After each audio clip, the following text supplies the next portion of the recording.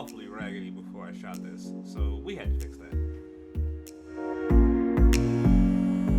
I can always tell when I'm really busy because I start to look like a homeless movie director. Thankfully, I only own one guard, so cutting my hair is a snap.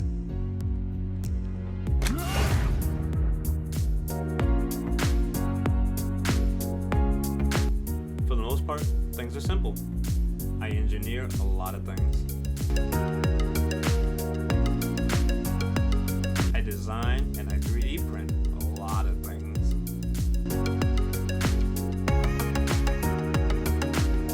Not everything we show on the channel is going to be something that I've designed, and when it isn't, I'll let you know where you can go to find it and who you can get it from. During the day, I design MedTech over here, and at night, I design for the rest of Baltimore over here.